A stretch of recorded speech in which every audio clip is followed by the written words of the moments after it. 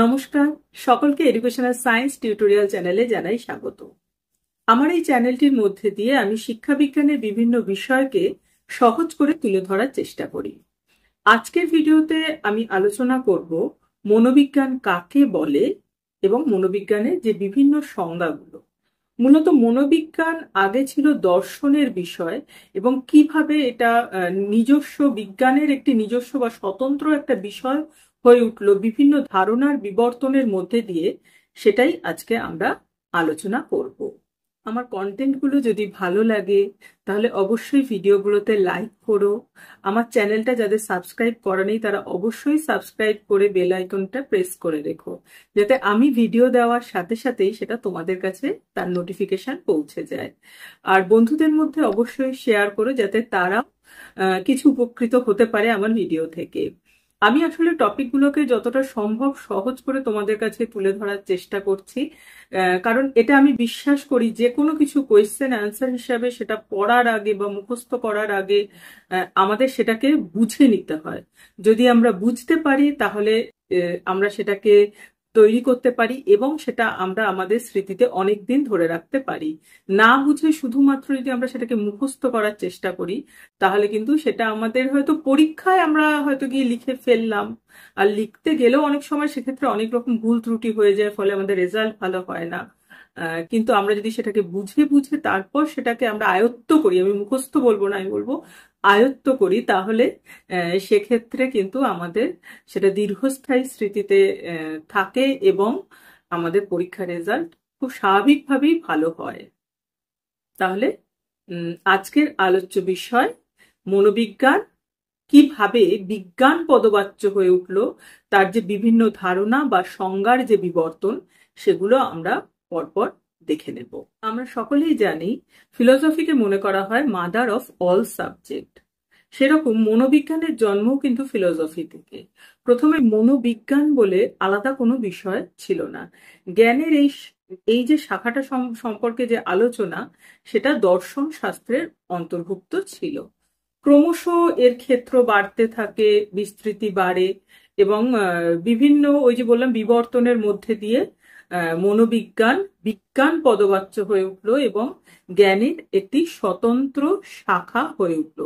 এবং এই মনোবিজ্ঞানের অন্তর্ভুক্ত হচ্ছে আমাদের এই এডুকেশন সাবজেক্টে আমরা যেটা পড়ি, এডুকেশনাল সাইকোলজি বা শিক্ষা মনোবিজ্ঞান, কিন্তু আবার এই মনোবিজ্ঞানের আরো একটি শাখা। প্রথমেই আসি, যখন মনে করা হতো সাইকোলজি হলো দ্য স্টাডি অফ সোল বা আত্মার অনুশীলনকারী বিজ্ঞান। সাইকোলজি শব্দের যদি আমরা এর যে অরিজিনটা, কোথার থেকে এই শব্দটা উৎপত্তি হয়েছে বা এর যে এটিমোলজিক্যাল মিনিং বা যেটাকে বাংলায় বলা হয় ব্যুৎপত্তিগত অর্থ যদি আমরা অনুসন্ধান করি, তাহলে আমরা দেখব যে এই সাইকোলজি শব্দ দুটো গ্রিক শব্দ থেকে এসেছে, যার মধ্যে একটা হচ্ছে সাইকি, PSYCHE সাইকি, এবং আরেকটা হচ্ছে লোগোস। সাইকি শব্দের অর্থ আত্মা এবং লোগোস শব্দের অর্থ হচ্ছে বিজ্ঞান বা জ্ঞানের শাখা। তাহলে ব্যুৎপত্তিগত অর্থ অনুযায়ী সাইকোলজি শব্দের অর্থ হচ্ছে আত্মার অনুশীলনকারী বিজ্ঞান। আত্মা বলতে এখানে আমাদের অন্তরাত্মা এবং তার যে বিভিন্ন ক্রিয়াকলাপ সেটাকে বোঝানো হয়েছে। গ্রিক দার্শনিক প্লেটো, সক্রেটিস সবাই কিন্তু এই যে সাইকোলজিকে আত্মার অনুশীলনকারী বিজ্ঞান হিসাবে সমর্থন করতেন। এখানে দার্শনিক মাহেরের একটি সংজ্ঞা উল্লেখ করা প্রয়োজন, যেখানে তিনি বলেছেন মনোবিজ্ঞান হলো দর্শনের সেই শাখা যা আমাদের মানুষের আত্মা নিয়ে আলোচনা করে। তাহলে এখানে আত্মার বিজ্ঞান হিসাবে প্রথম অবস্থায় মনোবিজ্ঞান প্রতিষ্ঠা লাভ করে। কিন্তু এইখানে বিভিন্ন দার্শনিকরা এক্ষেত্রে কিছু প্রশ্ন চিহ্ন লাগায়। যেমন আত্মাকে আমরা চোখে দেখতে পাই না, অর্থাৎ এটা হচ্ছে অতীন্দ্রিয়, ইন্দ্রিয়ের মাধ্যমে এটা ধরা পড়ে না, অর্থাৎ এটা পর্যবেক্ষণ যোগ্য নয়। এছাড়া যেহেতু এটা পর্যবেক্ষণ যোগ্য নয় সেই কারণে এটা পরীক্ষণ যোগ্য নয়। কোনো বিষয়কে যদি আমরা এই যে মনোবিজ্ঞান বলছি, বিজ্ঞান পদবাচ্য সেটা তখনই হবে যখন প্রথমত সেটা পর্যবেক্ষণ যোগ্য হবে এবং সেটাকে নিয়ে পরীক্ষা নিরীক্ষা করা যাবে, তার একটা বিস্তৃত ক্ষেত্র থাকবে, নিজস্ব একটা অনুশীলনের কোন একটা পদ্ধতি থাকবে, নিজস্ব সেই সাবজেক্টটা নিজস্ব অনুশীলনকারী পদ্ধতি থাকবে। তো এর মধ্যে কোনো শর্তই কিন্তু সেই সময় যে আত্মার অনুশীলনকারী বিজ্ঞান হিসাবে মনোবিজ্ঞান কোনো শর্তই কিন্তু পূরণ করতে পারছিল না। ফলে কিছু দার্শনিক এই যে সংজ্ঞাটাকে এটাকে বাতিল করে এবং তারা বলেন যে মনোবিজ্ঞান কখনোই আত্মার অনুশীলনকারী বিজ্ঞান হতে পারে না। এইবারে তারপরে মনে করা হয় যে তাহলে যখন আত্মার অনুশীলনকারী বিজ্ঞান নয় তাহলে কি বলা যায়, তাহলে মনোবিজ্ঞান কি? তখন আসে হচ্ছে যে দ্য স্টাডি অফ মাইন্ড। পরবর্তী যে বিবর্তন হয় বা পরবর্তী যে সময়টা আসে সেখানে কি বলা হয় মনোবিজ্ঞানকে? দ্য স্টাডি অফ মাইন্ড বা মনের অনুশীলনকারী বিজ্ঞান। আত্মাকে বাদ দিয়ে এখানে এলো কি মনের অনুশীলনকারী বিজ্ঞান। এবং এটা কে বললেন? মনোবিদ হফস্টিং বললেন যে সাইকোলজি হলো মনের অনুশীলনকারী বিজ্ঞান। এখানে মনে করা হলো আত্মার থেকে মন সম্পর্কিত ধারণা অনেক বেশি ব্যাপক, এই কারণে মনোবিজ্ঞানকে বলা হলো মনের অনুশীলনকারী বিজ্ঞান। তাহলে প্রথমে মনোবিজ্ঞান ছিল আত্মার অনুশীলনকারী বিজ্ঞান, তার পরবর্তী পর্যায়ে এলো মনের অনুশীলনকারী বিজ্ঞান। কিন্তু এখানেও কিছু প্রশ্ন এলো যে এখানে মন বলতে কি মানসিক প্রক্রিয়াগুলোকে বোঝানো হচ্ছে, নাকি যে বিভিন্ন মানসিক প্রক্রিয়ার কারণ হিসাবে যে সামগ্রিক মানসিক সত্তা তৈরি হচ্ছে তাকে বোঝানো হচ্ছে? এছাড়া আত্মা যেমন পর্যবেক্ষণযোগ্য নয় সেরকম তো মনও পর্যবেক্ষণযোগ্য নয়, এবং মনও হচ্ছে অতীন্দ্রিয় বিষয়। ফলে মনকেও কিন্তু পরীক্ষা নিরীক্ষা করা যায় না মনকে নিয়ে, যেহেতু মন পর্যবেক্ষণযোগ্য নয়। তো সেই কারণে এই সংজ্ঞাটাও কিন্তু বাতিল করা হলো। এর পরবর্তীকালে ঊনবিংশ শতাব্দীতে এই যে মনোবিজ্ঞান সম্পর্কিত যে স্টাডি বা এই মনোবিজ্ঞান সম্পর্কিত যে গবেষণার ক্ষেত্রটা কিন্তু অনেক বেশি ব্যাপকতা পেল।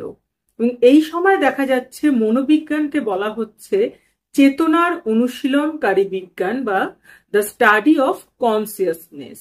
আমাদের মনের যে তিনটে স্তর, চেতন মন, প্রাকচেতন মন এবং অবচেতন মন, বলা হলো যেহেতু চেতন মন পর্যবেক্ষণযোগ্য, কারণ চেতন মনে আমরা যা কিছু করি সেটা প্রকাশ পায় হচ্ছে আমাদের আচরণের মধ্যে দিয়ে বা আমাদের ক্রিয়াকলাপের মধ্যে দিয়ে, সেই কারণে তাহলে মনোবিজ্ঞানকে চেতনার অনুশীলনকারী বিজ্ঞান বলা যায় বা স্টাডি অফ কনসিয়াসনেস। তো এখানে মনোবিজ্ঞানী উইলিয়াম জেমস 1890 খ্রিস্টাব্দে তিনি তার পুস্তক প্রিন্সিপাল অফ সাইকোলজিতে মনোবিজ্ঞানকে সংজ্ঞায়িত করেছেন এইভাবে যে মনোবিজ্ঞান হলো the description and explanation of state of consciousness. অর্থাৎ এখানে সেই চেতনার অনুশীলনকারী বিজ্ঞান হিসেবে মনোবিজ্ঞানকে তিনি সংজ্ঞায়িত করলেন। এই যে ধারণাটা, এই ধারণাটাকে যারা সমর্থন করতেন তাদের মধ্যে ছিলেন দার্শনিক লক, হবস এবং মনোবিজ্ঞানী। এখানে কিন্তু এদের পাশাপাশি কিছু আমরা মনোবিজ্ঞানীদেরও দেখতে পাচ্ছি। কেন দেখতে পাচ্ছি এটা আমরা এক্ষুনি আলোচনা করব। তারা হলেন উইলিয়াম উন্ড এবং টিচনারকেও আমরা দেখতে পাচ্ছি, যারা এই মনোবিজ্ঞানকে চেতনার অনুশীলনকারী বিজ্ঞান হিসাবে সমর্থন করলেন। জার্মান মনোবিজ্ঞানী উইলিয়াম উন্ড 1869 খ্রিস্টাব্দে জার্মানের লাইপজিগে প্রথম মনোবিজ্ঞানের গবেষণাগার স্থাপন করেছিলেন। এবং এই সময় আমি বললাম যে ঊনবিংশ শতাব্দী কিন্তু মনোবিজ্ঞানের যথেষ্ট এখানে গবেষণা হচ্ছে, এবং এই সময়টা থেকে যখন তিনি এই প্রথম গবেষণাগার তিনি জার্মানির লাইপজিগ বিশ্ববিদ্যালয়ে তিনি স্থাপন করলেন, তখন থেকে কিন্তু মনোবিজ্ঞান আর দর্শনের শাখা হিসাবে না পরিচিত হয়ে মনোবিজ্ঞান নিজস্ব একটি শাখা হিসাবে তার পথ চলা শুরু হলো এই সময় থেকে। তো এই সময় মনে করা হচ্ছে মনোবিজ্ঞান হলো চেতনার অনুশীলনকারী বিজ্ঞান বা স্টাডি অফ কনসিয়াসনেস। কিন্তু এক্ষেত্রেও আবারও কিছু প্রশ্নের সম্মুখীন হতে হলো মনোবিজ্ঞানকে, যেখানে বলা হলো যে মনোবিজ্ঞানকে যদি আমরা চেতনার অনুশীলনকারী বিজ্ঞান বলি তাহলে মনের আরো যে দুটো গুরুত্বপূর্ণ, অলরেডি তখন ফ্রয়েড তার থিওরিতে বলেছেন যে আমাদের অবচেতন মনটা কতটা গুরুত্বপূর্ণ। তো সেক্ষেত্রে তাহলে মনের আরো যে দুটো ক্ষেত্র আছে, প্রাকচেতন মন এবং অবচেতন মন, তাহলে তাদের সম্পর্কে কিন্তু কোনো আলোচনা এখানে থাকছে না। তাহলে শুধুমাত্র মনের একটা ছোট্ট অংশ নিয়ে এখানে আলোচনা হচ্ছে, সামগ্রিকভাবে আমাদের যে মনের যে তিনটে অংশ সেটা নিয়ে কিন্তু আলোচনা হচ্ছে না। যদিও এখানে মনোবিজ্ঞান, এই যে চেতনার অনুশীলনকারী বিজ্ঞান হিসাবে মনোবিজ্ঞানে কিন্তু নিজস্ব সেই সময় একটা পদ্ধতিও আবিষ্কার হয়েছে। সেই পদ্ধতিটা হচ্ছে অন্তর্দর্শন পদ্ধতি।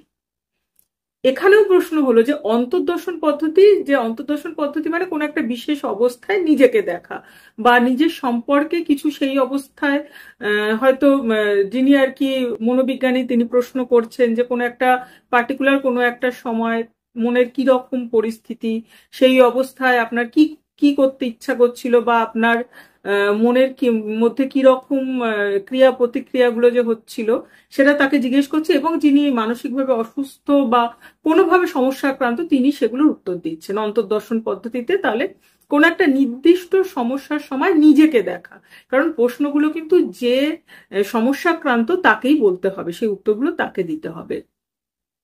তো এক্ষেত্রে দেখা যাচ্ছে যে শিশুর ক্ষেত্রে অন্তর্দর্শন পদ্ধতিতে শিশুকে পরীক্ষা করা সম্ভব নয়। আর হচ্ছে যে মানসিক বিকারগ্রস্ত, যে সম্পূর্ণ বিকারগ্রস্ত, সেও কিন্তু নিজের যে এই সমস্ত যে প্রশ্নের সঠিক উত্তর সে দিতে সমর্থ নয়। ফলে এক্ষেত্রে কিন্তু অন্তর্দর্শন পদ্ধতি গ্রহণযোগ্য নয়। তো এই কারণে এছাড়াও অন্তর্দর্শন পদ্ধতির আরো একটা সমস্যা আছে যে অনেকে কি করে যে এই যে তথ্যগুলো সে দেওয়ার সময় তার মধ্যে কিছু এদিক ওদিক করে সে তথ্যগুলো উপস্থাপন করলো। ফলে কি হচ্ছে, মনোবিজ্ঞান কিন্তু অন্তর্দর্শন পদ্ধতি দিয়ে সঠিকভাবে একদম অ্যাকিউরেটলি কিন্তু সেই মানুষটাকে পর্যবেক্ষণ করতে পারছে না। সেই কারণে এই যে চেতনার অনুশীলনকারী বিজ্ঞান, এই যে সংজ্ঞাটা এটাও বাতিল হলো। তারপর বলা হলো মনোবিজ্ঞান হচ্ছে আচরণের অনুশীলনকারী বিজ্ঞান বা দ্য স্টাডি অফ বিহেভিয়ার। মনোবিদ ওয়াটসন, উডওয়ার্ড, ম্যাকডুগাল এনারা মনোবিজ্ঞানকে বললেন আচরণের অনুশীলনকারী বিজ্ঞান। ওয়াটসন প্রথম বললেন মনোবিজ্ঞান হলো আচরণের অনুশীলনকারী বিজ্ঞান। এক্ষেত্রে তিনি বলছেন যে আত্মা, মন বা চেতনা দিয়ে কোনো কিছুকে ব্যাখ্যা করার থেকে সেটা তার যে আচরণ সম্পূর্ণ মনের যে প্রকাশ হচ্ছে সেটা হচ্ছে আমাদের আচরণের মধ্যে দিয়ে, সেই আচরণকে ব্যাখ্যা করা অনেক বেশি বিজ্ঞানসম্মত। সেই কারণে মনোবিজ্ঞানকে আত্মার বিজ্ঞান বা মনের বিজ্ঞান বা চেতনার বিজ্ঞান বলার থেকে তাকে আচরণের বিজ্ঞান বলা অনেক বেশি যুক্তিযুক্ত। এখানে একটা উদাহরণ দেওয়া যায়, যেমন একটা শিশু ভয় পেয়েছে, সেই ভয় পেয়েছে, এই ভয় পাওয়াটাকে আত্মা দিয়ে, মন দিয়ে বা চেতনা দিয়ে যদি ব্যাখ্যা করা হয় তাহলে কিন্তু কোনো যুক্তিযুক্ত কোনো রকম ব্যাখ্যা পাওয়া যাবে না। কিন্তু এই ভয় পাওয়ার ফলে তার আচরণের মধ্যে কি কি পরিবর্তন এসছে, অথবা যে কোনো কারণে আমাদের যে আচরণের মধ্যে যখন কোনো পরিবর্তন দেখি বা আমরা যে আচরণটা করি তার পিছনে কোনো একটা কারণ আছে, যদি আমরা সেটাকে অনুসন্ধান করি তাহলে কিন্তু আমরা সেই কারণে গিয়ে পৌঁছাতে পারবো। এবং এখানেই হচ্ছে মনোবিজ্ঞান এখানেই বলল যে তাহলে কি হচ্ছে, এই যে রিসার্চটা হবে মনোবিজ্ঞানের উপর যে কোনো কিছু, অথবা কোনো সমস্যাক্রান্ত ব্যক্তিকে নিয়ে যদি মনোবিজ্ঞান কাজ করে সেক্ষেত্রে কি হবে, তার যে আচরণটা পর্যবেক্ষণ করে তার যে কারণটা অনুসন্ধান করা যাবে এবং সেই কারণটার উপর ভিত্তি করে পরীক্ষা নিরীক্ষা করা সম্ভব এবং এই আচরণটা সম্পূর্ণরূপে পর্যবেক্ষণযোগ্য। তো সেই কারণে মনোবিজ্ঞানকে বলা হলো, এবং আধুনিক কালেও যেটা বলা হচ্ছে, মনোবিজ্ঞান হচ্ছে আচরণের অনুশীলনকারী বিজ্ঞান। এখানে আমরা কিছু যে আচরণ অনুশীলনকারী বিজ্ঞান হিসাবে মনোবিজ্ঞান, এবং এইখান থেকে কিন্তু মনোবিজ্ঞান এই প্রথম বিজ্ঞান পদবাচ্য হিসাবে সম্পূর্ণরূপে বিজ্ঞানের একটা আলাদা শাখা হিসাবে মনোবিজ্ঞানের পথ চলা শুরু হলো। এই যে আমি বলেছিলাম যে আজকের আলোচনা আমাদের হচ্ছে যে মনোবিজ্ঞানের যে এই যে বিবর্তন, সংজ্ঞার বা ধারণার বিবর্তনের মধ্যে দিয়ে আমরা আসবো এবং কিভাবে মনোবিজ্ঞান একটা সম্পূর্ণ বিজ্ঞান পদবাচ্য বিষয় হয়ে উঠলো সেটা নিয়ে আমরা আলোচনা করব। এক্ষেত্রে আমরা কিছু সংজ্ঞা দেখে নেব।